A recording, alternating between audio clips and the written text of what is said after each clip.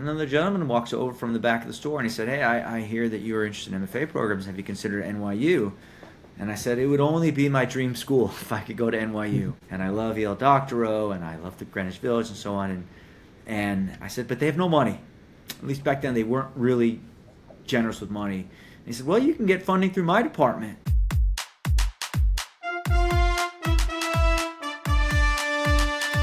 This is a Three Questions for Authors podcast, brought to you by Quilltips. Welcome to the Three Questions for Authors interview series extended edition. Really excited to have Jonathan Liebson with us today. Jonathan and I met at the Brooklyn Book Festival actually back in September. And then afterwards realized that we both went to Wesleyan, so we both share an alma mater. And so Jonathan very graciously has decided to come back and join us for a longer interview here to discuss his journey as a writer and the book that he released this year about his time in New York. So without further ado, I'd like to welcome Jonathan to the show. Thanks for joining us. Hey, Gabriel, thanks for having me. It's a real pleasure to be here. So Jonathan, bring us through your origins as a writer here. How'd you get into writing? What struck you about it? Why do you like it? I don't feel like I have a great origin story about writing. As you said, we both went to Wesleyan, and there was a prolific writing community there, and I was definitely not a part of it. I had to fumble for many years toward becoming a writer, and it happened sort of in fits and starts. So just for example, like I lived in Paris a few times. I studied abroad there, and I fell in love with it, as everyone does. And so going back, I started actually just writing in a journal. I had a good friend at Wesleyan. He was a poet, a beautiful writer, and he got me my first journal. And so I just started to sort of keep track of things that way. And you might not think of that as creative writing, but it's just a way of sort of talking the world through writing. Later, I lived in New Mexico for about 6 months. I wanted to write a novella, sort of a John Steinbeck kind of Canterbury Row kind of novella, because I'd taken a trip down to Mexico and I was inspired by it. And, it wasn't very good at all, but it was a great experience living there and just writing every day. And I started maybe tinkering with short stories a little bit. So we're talking like into my mid to late 20s, like a later start than a lot of the prodigies. But and then I decided I wanted to get feedback on my writing, and I wanted to be around other serious writers. One of the things I mentioned in the book is going to an MFA program, and I was very lucky. I got into NYU, which was pretty much my first choice. I sort of likened it to when you want to become a better tennis player, you hit with tennis players who are better than you. And I thought that being in the company of better writers, talented writers, would help elevate my own game. So yeah, I started for a year at the writing program at Miami of Ohio, and I met one of the best writers around, and he was a wonderful short story writer and a great novelist now. And so I had a good experience there, but he was a second year, and I really, NYU was kind of beckoning in my mind, and El Doctorow taught there, and I was a big fan of his. And so I took a chance, I applied, and very luckily I got in. And I should mention, there's a story in the book when I was living in Charleston, South Carolina, before I went to Miami of Ohio. That's why I applied there. I actually met someone from NYU who was in charge of a program to teach undergraduate writing, and he said that through his department I might be able to get funding for the MFA program. I hope that's not too hard to follow, but the point is, otherwise I never would have been able to go to NYU if it weren't for that lucky encounter. And I do talk about that in the book. It was a winding road of sorts, like you Yes. were doing other things, you were traveling. It sounds like you were traveling a lot. You lived in Paris, lived in New Mexico, you were in South Carolina. Were there other things that you were considering outside of a career in writing? That's a great question. I was definitely searching. I had double majored in college in French Lit and international politics. And so I was doing a lot of internships, at places like the State Department, UNESCO, it's the UN Educational Scientific Cultural Organization, which is in Paris. I interned for a senator from Illinois after my sophomore year, and I really had a political bone in my body, and I still do. But each time I do an internship, I feel like, well, I don't want to do that. So I kept trying more and more internships. I actually had a great experience. There was a former Wesleyan professor of politics who ended up on the editorial board at the New York Times, and I happened to be taking a trip to New York, one of those trips to New York. I think it was my senior year, and I went for an interview in advertising, and I was walking by the Times building, and I didn't know where it was, and I'm like, oh wow, I wonder if I could talk to this former professor who I know was on the editorial board. So I walked in and spoke to the security guard and said, hey, can you tell so-and-so? And I was not a student of his, but I went to Wesleyan, and boom, he let me up. And he was a really nice guy. And one of the things he said was, he said, look, you should take your time to figure out what you want to do. And if you can do more internships, if you're able to afford to do it, keep doing, keep trying, keep getting a sense. He said, because you're going to look around, you're going to see a lot of people who seem to be climbing up the ladder, and that's going to make you nervous. But they also fall off the ladder, and you just kind of have to go at your own pace and do what you want to do. And he said, look, I never figured in my life that one day I would be in the editorial board of the New York Times. And so you just can't tell. And so I kept writing, and I don't want to say I kept ruling out other things. I went to grad school in literature. I did a master's in literature thinking, I would follow the academic route. And that turned me off of academics in the sense that I had a great, wonderful undergraduate experience, as I'm sure you did as well, and small classes very close to what you were reading. But as a grad student, you become a professional scholar. And so whatever ideas you might have about James Joyce or William Faulkner or T.S. Eliot or whomever, Virginia Woolf, it gets filtered through so many different other scholars and academics. Going to grad school, it turned me off of the more immediate direct love of reading and literature, because you had to filter everything through scholarship. So after that, I figured, okay, it was time for me to really, if I want to be a writer, if I want to try and start, I was inspired by William Faulkner and Flannery O'Connor and other Southern writers. So I moved down to Charleston, South Carolina, and I wanted to try experience living in the South and give it a shot. And after a couple of years there, really a year and a half or so, I thought I needed to go to an MFA program, as I said before, and get feedback from other writers, be in a community of other writers. And that's where I kind of finally settled in and made that commitment. And we can get into this more when we discuss the book, but you had a chance encounter down there that really changed the trajectory. I know you referenced it a little bit before. Could you just tell us about what happened that day, that you actually met someone from the MFA program that you ended up going to? Sure. So I had not yet. So I was going to be going to Miami of Ohio the next year, and it's a good program there, and they had great teachers. It just ended up not being sort of totally the right fit for me.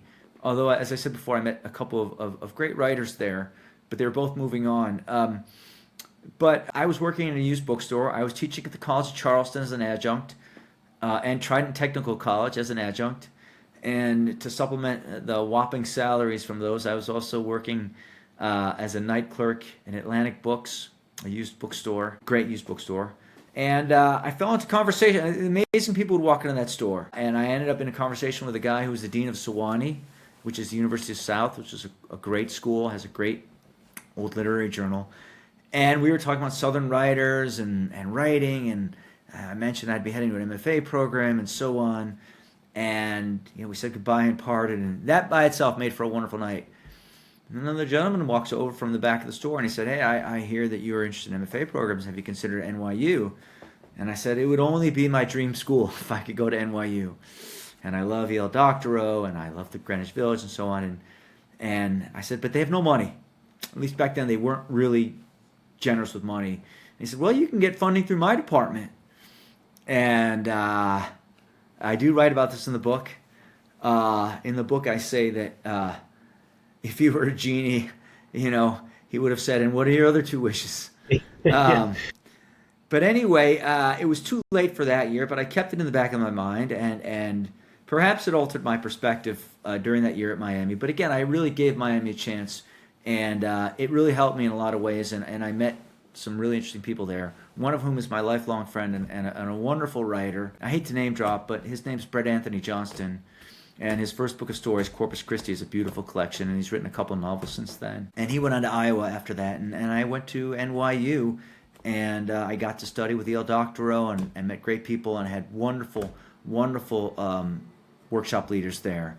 Well, we love to name drop at Quilltips, so shout out to Brett. Maybe we can get him on too at some point. So that's a great segue to talk about your book, which is Hello and Goodbye to All That. And what I want to do is I'm going to read the back cover description to just set the stage for us here. So here we go. A moving father and son journey across time and place, and the surprising bonds that form between generations. Growing up in suburban Chicago, Jonathan Liebson heard stories about the fabled New York City of his father's childhood, from the World's Fair to Mayor LaGuardia to the family-owned drugstore in Midtown. He eventually makes his own move to the Big Apple, not as a doctor like his father, but as an aspiring writer and teacher. Soon, he forges his own indelible ties to the city and lives through important historical moments as profound as from his father's time. From the days of Tower Records and the Village Voice, through the era of cell phones and bike lanes, Hello and Goodbye to All That combines amusing narratives from everyday life in Greenwich Village and Brooklyn with an up-close and personal view of larger transformational events. Follow the quirky routines of cafe-goers, surprising encounters with celebrities and writers, and the highs and lows of being a New York cyclist. Liebson recounts witnessing 9/11 from his roof deck, living in a darkened swath of Manhattan after Hurricane Sandy, seeing Barack Obama speak in Washington Square Park, and teaching uprooted students from the epicenter of the pandemic. Populated with interesting characters, Liebson's memoir presents moments of grace in unexpected places and a touching intergenerational story of father and son. All right, so that's the book. Tell us about it. Hello and Goodbye to All That. The title, you probably know, the listeners would probably know, comes from Goodbye to All That, which is both an autobiography and memoir by Robert Graves, the poet, and it was used by the famous Joan Didion essay, Goodbye to All That, in Slouching Toward Bethlehem. And it's about being a transplant in New York, falling in love with New York, all the sense of potential and opportunity and amazement, and how anything can happen at any moment on any day, and your life can change. And then how over time, I don't want to say it wears thin, but the stimulation might wear out, or it's super stimulation, and every day is a kind of you're trying to find your way, and you're trying to get ahead, and you can burn out, and at some point, okay, it's time for me to leave New York. So that was Goodbye to All That, and I thought Hello and Goodbye to All That would acknowledge that the city is evolving and changing, not always in ways that you appreciate, sometimes in ways that disappoint you or demoralize you. But there's also a way of sustaining yourself in New York and sustaining your inspiration, your sense of enthusiasm, the idea of opportunity still, and embracing change and still remaining in love with the city. And thus Hello and Goodbye to All That. That's sort of the title. The only other backstory I would say is that it's a father-son memoir, in a sense, because I grew up outside of Chicago, hearing stories about the New York City of my father's childhood. And it always sort of cast this glow over New York City, the fabled stories of going to the World's Fair, the same one that E.L. Doctorow wrote about, the 1939-1940s World Fair. Seeing the exhibit of the City of the Future in the famous Perisphere, hearing Mayor LaGuardia read the funnies over the radio during the delivery truck strike, things like that. My grandfather had a pharmacy in Midtown, and celebrities would come through. My dad talked about seeing Greta Garbo, going to Lower East Side, my grandfather's old neighborhood, going to Katz's Deli, all these things, talking about the Second Avenue subway, the elevated, and so I finally came to New York right around 2000, and in some ways it was a rite of return. I was coming to the city of my father, and I kind of felt like studying with E.L. Doctorow at NYU, because my dad had introduced me to Doctorow's writing, and they'd both gone to the World's Fair, and I felt like going to New York, going to my father's city and studying with Doctorow and all that. In some ways, it would bring me closer to my father, and it would sort of put me in touch with my past. So in some ways, he weaves his way through the book, and seeing New York changing, thinking about New York and different neighborhoods, there'll be times where I hearken back to what it was like in my father's time. Hey authors, are you finding it hard to connect with your readers? Quilltips has just the thing for you. We've released a reader engagement tool that authors can use to add bonus content to their books, like thank you videos, character art, and more. Through your book page on Quilltips, your readers can send you messages and even support your work with a tip. Go to quilltips.co, that's quilltips.co, to learn more. And thanks for listening. So you grew up in Chicago, which is, of course, its own city, its own history. Your dad's from New York. What was it like growing up in a city, but hearing so much about another city and all the stories of that place? Like, what was your impression of New York growing up? Good question. And I should clarify, I grew up in suburban Chicago. So I was about 20 minutes north of downtown Chicago. The suburb was called Wilmette. But of course, I loved Chicago. I thought it had the best skyline of any city in the world. It's on the lakefront. It had the tallest building in the world when I was growing up, the Sears Tower.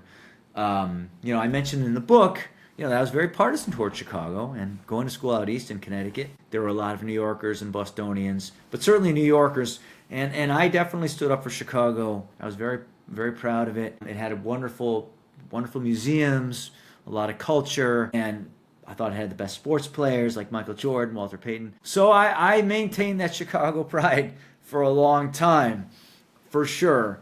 I gradually bent toward New York. I started visiting it in college. A good friend of mine from college grew up on Bleecker Street in the Village, and I thought it was amazing. I loved the fact that you didn't need a car. You didn't have to drive around. You could just sort of drop down in the subway and pop up somewhere else, Central Park, wherever it is. And it just felt really exciting. And it was a new city for me. I was still discovering it. And so, yeah, over time, I gradually tilted toward New York. One of the things that jumps out in the early part of the book are these feelings of kind of FOMO or missing out in regards to the past. Some of the things that you described, your father talking about living through the Depression, World War II, these are nostalgic things. They were also tough times. But did you feel like maybe you had come into things or your experience was a little after the action had happened in some way? That's great. That's a really good point. It's funny. So I don't think of it as FOMO. But it's true. I talk about, so the opening chapter is called Second Avenue Elevated, which is a reference to my dad's favorite subway, which was near where he lived for the first 7 years of his life in Manhattan. And I do look back at it with a kind of nostalgia. In some ways, I felt like I was born late and before the golden age of New York City. After the golden age of New York City. And I felt the suburbs was a great place to grow up, great public schools, great education. It was a lovely area and all that. But I also felt like it was, I don't want to say a bland time, but it felt ahistoric. Like all of history had sort of already happened, all these big events. And obviously big events would happen over time as well, such as, the fall of the Berlin Wall and other things. But things felt very sedate. They felt sort of very ordinary. Whereas my father, there was this sort of glow around the era he grew up in, and all these great political figures and everything. Even the Great Depression, it did have a sort of romantic air about it. It was a terrible time, and people suffered. But my father and my grandfather who had a pharmacy, they got through it, and it just felt like, and I mentioned this in the book, that the way that this country got better and better as a country was by going through these very difficult times and these ordeals, and that's how we sort of elevated ourselves and we came together.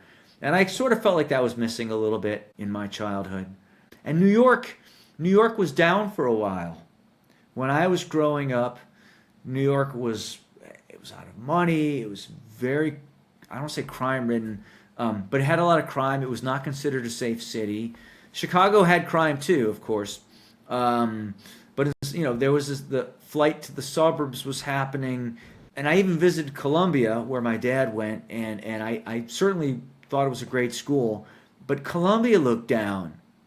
Columbia was covered in scaffolding, and it was sort of the facades were sort of dark and a little grim, and on the main quad there were these two tennis courts with chain link fence around it, and it didn't seem like the place of the 1950s where there was this amazing English department, and then there was the Beat Generation, and my dad worked on the newspaper, and he talked about the professors. It didn't seem quite like the New York of days of old. So I had to kind of become persuaded to fall for New York and its mystique. And as I said before, that happened over several visits to the village with my close college friend, and deciding at some point, yeah, this is it. This is the place I want to go to.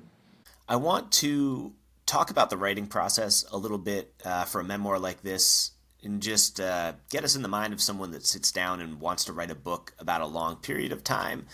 There's a lot of different ways you can approach it. So I guess a couple of questions. One, what advice do you give to people that are sitting down to write a book like this? And two, how did you organize your thoughts and the level of detail in there to actually produce a cohesive story?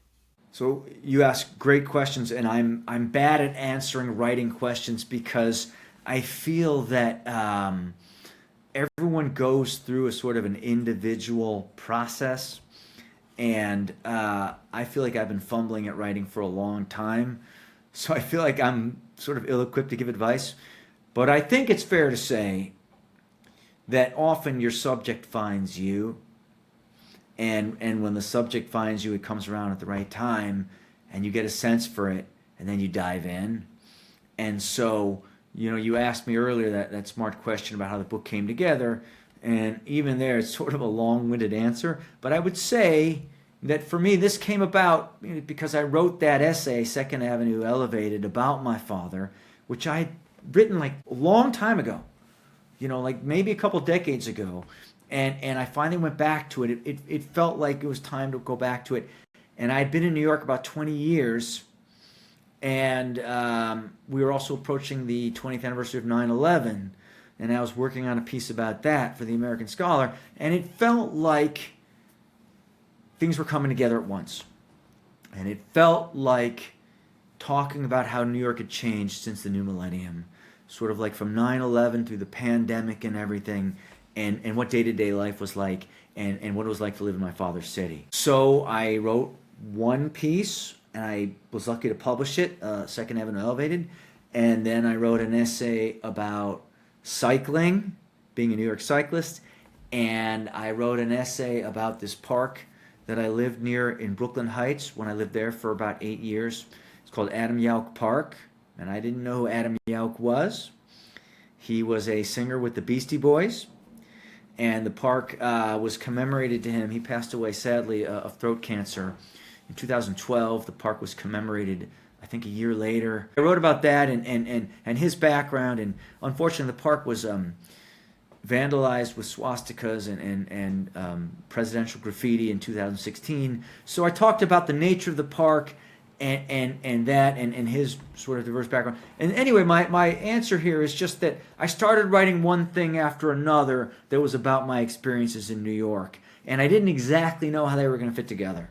I didn't know if it was going to be an essay collection, which is what it felt like, or a memoir. And through a lot of the writing process, I was really kind of splitting the difference between the two. And after having written a few essays, standalone pieces, I felt like, okay, it's time to go back and look at my journals, because I've been keeping a journal since I've been here. And so I read through my journals, and then it brought me to the origin story that you asked about earlier. How I got to New York, my trips to New York, over the years before I lived here, my impressions of New York. I was born here. We moved when I was 2.5, but I even have memories of New York when I was like 2.5 years old. And so you start to put it together. I published a piece, another piece in the American Scholar, and I found an agent, and we kind of tried to split the difference between, is this a memoir, is it an essay collection, what do we call it? I wanted to call it Second Avenue Elevated because I thought the idea of both the actual elevated train and the idea of elevation, the mystique of New York, I thought there'd be a sort of a double entendre there. And we thought Hello and Goodbye to All That would be better and a more sort of marketable title, and I do agree with that. So it transformed.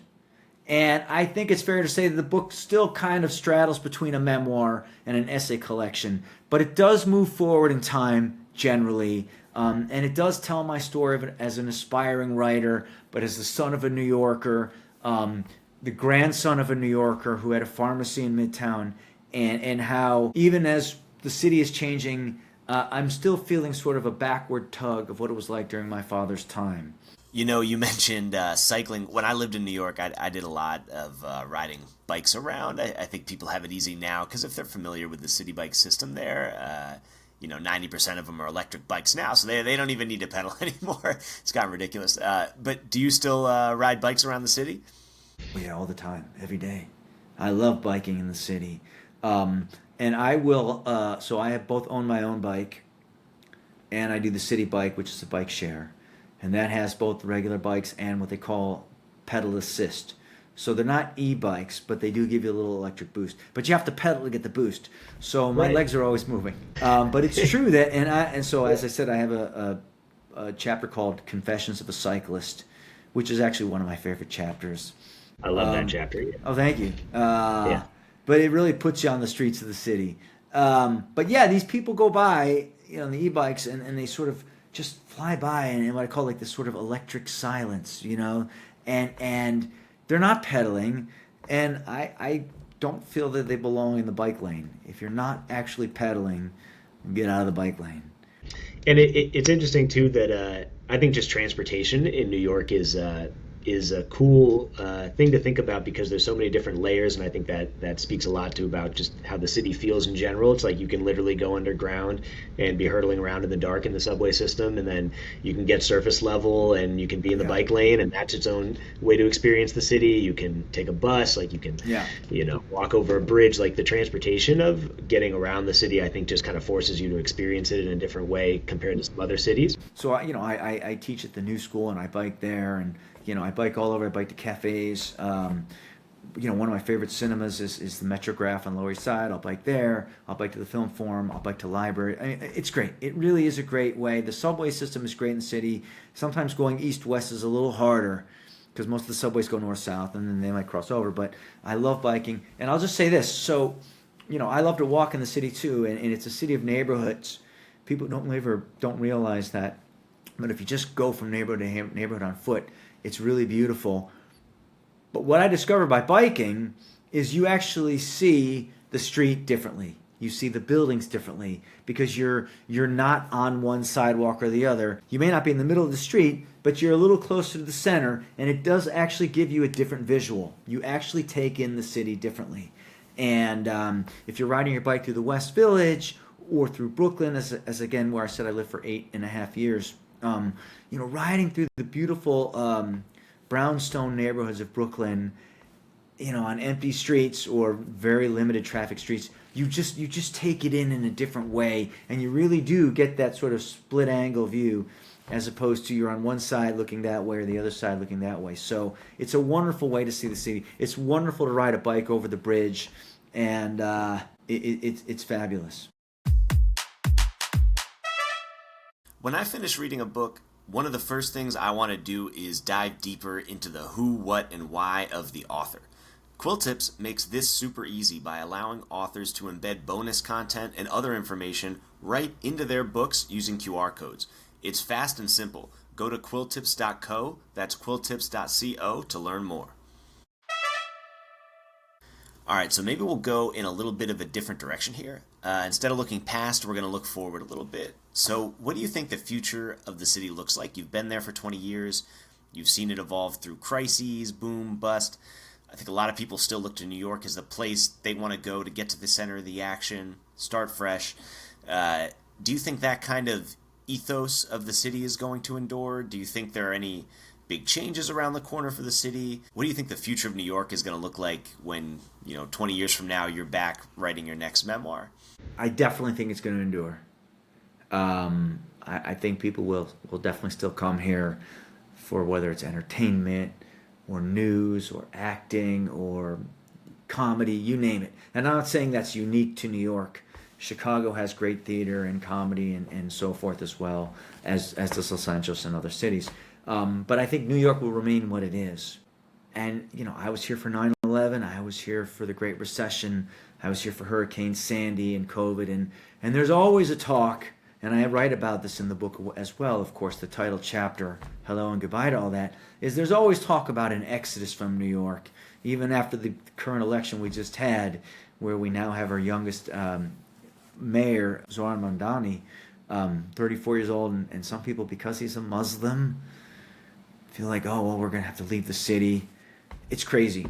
So my point is, New York has been through a lot of difficult things, and there's always talk of exodus, and there have been exoduses, but I think it will remain. But the city will keep changing in ways that I don't necessarily agree with or I'm happy about.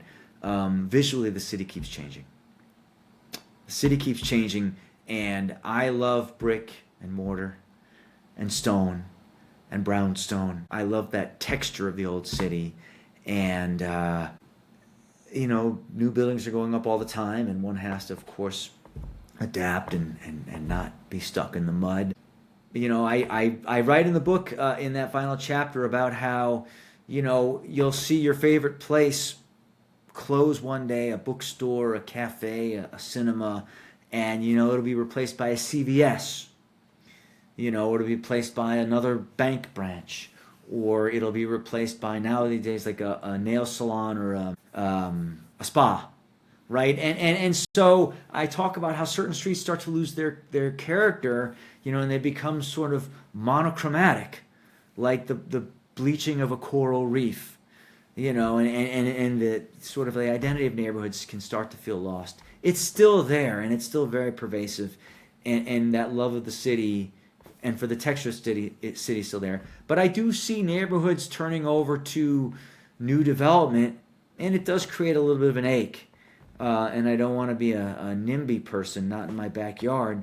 But, you look at Gowanus, which was a really wonderful area for a long, long time. The Gowanus area, there's the canal there, and, the canal was polluted for years, so people didn't want to live near there. But it was actually a really cool sort of industrial area with a canal and a bridge, and that was my running route for 8 years. I'd run by it, and it was a great area. And then I was just back in Brooklyn recently, and I went by it. All new modern buildings went up around the canal, and it's just completely different. So the city is not going to be as much at eye level as it has been. It's going to be up here, and you have these super thin buildings now, and those super thin modern buildings that they don't need as much space, and so these sort of needlepoint buildings. I'm worried that Midtown's going to look like Abu Dhabi. Those kind of monsters. So I'm not trying to sound the alarm, but if you ask me a question, I'll give you an honest answer that I do worry about how New York will look physically 10 years from now. So one thing I wanted to do as well is to actually get inside the book and read a passage here. So from what I understand, you've got a passage from the book that you're going to read for us. Is that correct? That is correct, and it ties into the nostalgia of New York and my father and grandfather. It's the second to last chapter. It's called Pastrami and Rye, spelled W-R-Y. Pastrami and Rye, W-R-Y. Puns, play on words are big in my family. Pastrami still spells pastrami. Pastrami is still spelled like pastrami, that's correct. And I lived on Houston Street and 6th Avenue for many, many years. So this was just 2 subway stops away from me, the First Avenue subway stop. But this is the part of the book where I'm sort of looking back at how New York has changed, and I'm reflecting on my father again. So I'll just read just maybe 2.5 pages or so from this, okay? Pastrami and Rye. When I moved to New York in 1998, one of the great debates among people who lived downtown was where to get the best pastrami, 2nd Avenue Deli or Katz's. To me, it was never much of a competition. The sandwich at Katz's was both heartier and more affordable, $8.25 versus $10.75, a sizable difference to a graduate student. While the environments at each place couldn't have been more different. 2nd Avenue Deli fancied itself a proper restaurant, where a host walked you to your table and handed you a plastic-coated menu, and your pastrami came delivered in a tidy, well-composed sandwich. Katz's was just the opposite. From a corner entrance, you passed through a turnstile and were handed a small ticket stub before you waded into the sprawling circus of a cafeteria. An extended counter ran along the right-hand side, where customers crowded into several lines with endpoints nearly impossible to ascertain. Thereafter, you were on your own. You navigated the swarm until you found the best line to stand in, and then you watched with envy as the customers ahead of you placed their orders. The magic happened in plain sight. On the opposite side of a glass partition, the slicer speared a pitchfork utensil into a ham-sized slab of pastrami, its black exterior a rub of mixed spices. Using his long serrated knife, he carved off lovely pink shavings that fell one by one onto a clean white saucer. The first two chunks went on a separate plate, which he hoisted atop the partition so you could whet your appetite and leave a tip in the tip cup. When the shaggy pink meat formed a heaping pile, he stopped his blade work and assembled the pieces inside 2 slices of rye bread that looked too thin to handle the load. Next came a plateful of pickles, medium and dark green, which he quartered into spears and served with the sandwich on a brown tray. Your ticket stub was marked and returned. You backed away carefully through the waiting customers, and you hunted for an open table before your sandwich turned cold. Even if it had been a closer call between delis, another factor would have tipped the scales in favor of Katz's. The deli on the corner of Ludlow and Houston Street was the same one my grandfather used to go to as a child, the same deli he'd eventually take my father to as a young boy. This was in the early 1940s. It was a time when elevated trains covered much of Manhattan, when my father's family still lived in my grandfather's drugstore in Midtown, and when my grandparents occasionally brought my dad to his father's old neighborhood on the Lower East Side. On his trips to Katz's, my dad always ordered the special. It was nothing more than a kosher beef hot dog, which he ate with a side of French fries and a Dr. Brown's celery soda. That's a celery-flavored soda. Those all-beef kosher dogs were in abundance where I grew up, so it seemed to me a wasted trip to pass on the more extravagant pastrami or corned beef. Years later, when I moved to New York and started making my own pilgrimages to the Lower East Side, most of the Jews had long since abandoned the neighborhood, while the smaller shop owners were steadily being pushed out by swank bars and fancy restaurants. And yet, an aura of my father's past still clung to the area. Tiny synagogues dotted Stanton Street, Rivington Street, and the intersecting side streets. Russ and Daughters, the old family proprietor of smoked fish and pickled herring, still did a strong business. And on the corner of Houston and Ludlow, only 2 subway stops from where I lived, the sign for Katz's Deli still loomed like a beacon from my father's time.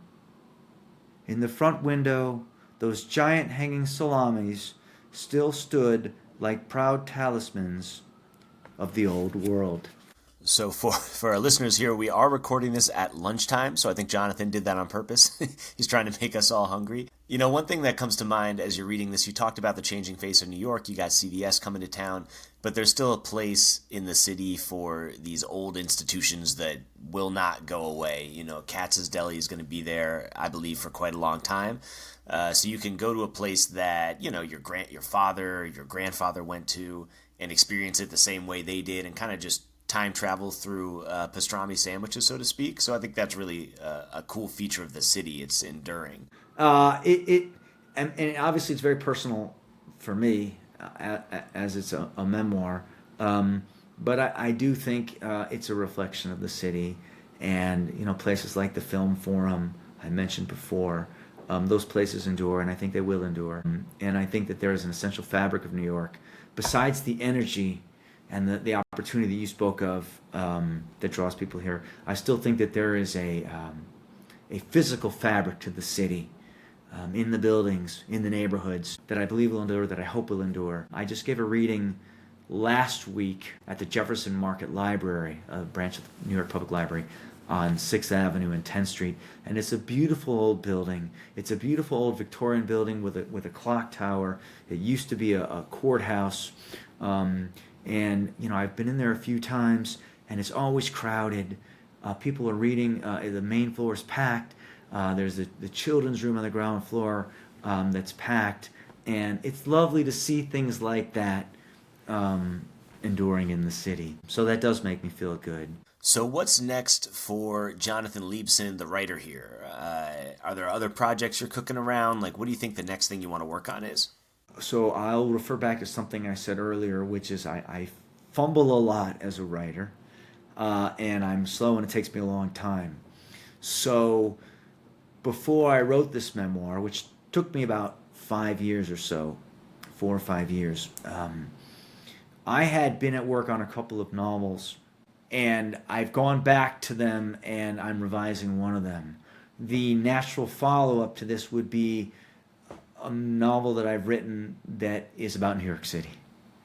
And it's about a man who's divorced, who'd been living overseas in Paris, and he comes back. His father has a medical emergency, so he comes back and he wants to try and put his life back together, get back with his ex-wife and his daughter, and so on, reclaim his life in New York. That would be the natural follow-up. But I don't think that novel is going to be ready yet for a while. I think it needs more work. So I've gone back to another earlier novel that I was working on, and I'm fairly close to having it finished, being revised, in a sense that I think will be good enough to show my agent. And that's a coming-of-age novel set in the Midwest. It's very distant from my own life, which is kind of refreshing. It's nice to sort of turn the lens away from me and the world I know of New York, and I think that's been good for me. I don't know if it'll be the next thing that I publish. My agent might feel differently, but that's the next thing I'm working on, and I'm close to having it finished, revised, as I said. So we'll see. And then otherwise, I do occasional book reviewing.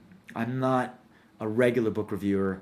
I don't review for a specific venue, but I've done it for a number of different places, both big places, national publications, and smaller literary places as well, and I enjoy them both. So yeah, I'm hoping to have this novel finished, and hopefully it'll get out, someone will like it, and keep doing reviews, about books, short story collections, and the like. What advice would you give? I guess you could take it two ways. Like either someone coming to New York the first time trying to make it in the city, or someone to break into writing who wants to pursue a career in writing. Like what advice would you give a younger you? I'll try to do both. I'll try to split the difference. And if I get off track, remind me, because I do sort of have an answer to both. The writing question I'll take first. I went to an MFA program back in the late 90s, early 2000s. People were going in their mid to late 20s. Now people are going to MFA programs right out of college. And that makes no sense to me. I think my advice to young writers is, and I know I said earlier I'm not one to dispense advice, but my honest belief at least is that take some time, I don't want to say and live and see the world, but take time to be a writer. Be a writer. If writing is important to you, don't prove it by going to an MFA program. Prove it by surviving, working a job, and writing, and being a disciplined writer.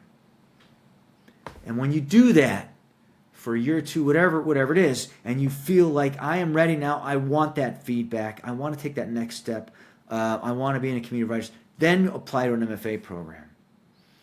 But don't apply to an MFA program because you want to be serious about writing, because it's not the real world. Hopefully you'll get a teaching stipend, you'll do something, but at some point the MFA program is going to end, and you're likely not going to fall right into a teaching position. You're going to have to work, you're going to have to hustle, you're going to have a real job and make time for writing. So I think you should try to do that first. That's not my gospel of writing, but that's my honest belief. So when people ask me about should I apply to an MFA program, that's kind of the advice I give them, is first try and write for a year or two in your regular life and then apply. And I would say, similarly, if you want to come to New York, whether or not for an MFA program, I was in a position where I didn't come to New York just because I wanted to be in New York and experience the party lifestyle, because there are pressures every day in New York. There's always something going on. And you used the term FOMO before. You can live in New York and constantly fear of missing out. And I was old enough when I came here where I was not in fear of missing out. I did like to go out from time to time for sure, and it would be great to go out with people in the workshop or even the workshop leaders, and have that kind of social interaction. But I didn't feel like if I didn't go out on Friday or Saturday night that I was missing out. I felt like I came here to be a professional writer, and that for me, the MFA program, which happened to be in New York at NYU, I felt like that's my law degree. That's my MD. It's not like I'm living this ethereal writer's experience. No, it's hard work. You go to work each day. You're a writer. And I saw a lot of much more talented people. And there's a chapter on this in the book about being in an MFA program and what it's like. And I felt like they had so much more talent than I had. Why are they clearly churning out these stories like 1 week before they're due, instead of working on it every day for a month? And it blew my mind. So for me, that New York and the MFA program are sort of similar in that take it seriously. View it like your law degree, and then you'll get the most out of your program. You'll get the most out of your program. You'll be working on things. You'll have things that you've been working on for a while, so you're not just sort of trying to produce something quickly for a workshop and feedback. And I think you'll not only put your best foot forward as a writer, you'll get the most valuable feedback, and I think it'll be the most meaningful experience for you. And in New York, you'll always look over your shoulder. You'll always see people publishing more than you or in better places or whatever. But you'll also feel secure enough as a person in what you're doing that you've been doing it. It pre-exists your time in New York, and you'll be comfortable going through the same kinds of motions and having the same kind of discipline. Yeah, I think just getting out there and doing it, taking it seriously, that's always going to treat you well. New York's not going to solve all your problems just by moving there. You have to come with an intention and be willing to put the work in. So, Jonathan, where can readers find out more about you? I would say JonathanLiebson.com is my professional website, right. And I would say that you can certainly find a link to the book there, but also there are a few chapters that were published prior to the book coming out. And so if you want to get a feel for that, you can read those chapters for free on the website, including a picture of my father at the 1939 World's Fair by the Paris Fair, the famous Paris Fair. And there's also a free audiobook chapter, the very first chapter of the book, Second Heaven Elevated. Is there, and that's JonathanLiebson.com, That's right, JonathanLiebson.com.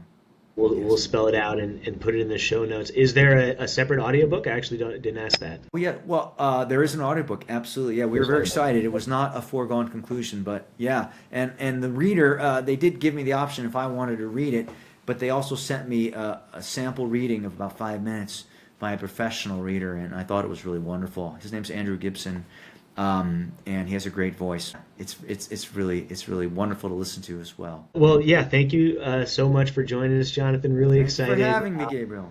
Look, yeah, it was really fun. Hey guys, thanks for listening. If you are an author and have a book you're working on, we'd love to hear from you. Feel free to give us a shout on quilltips.co or on social media @Quilltips.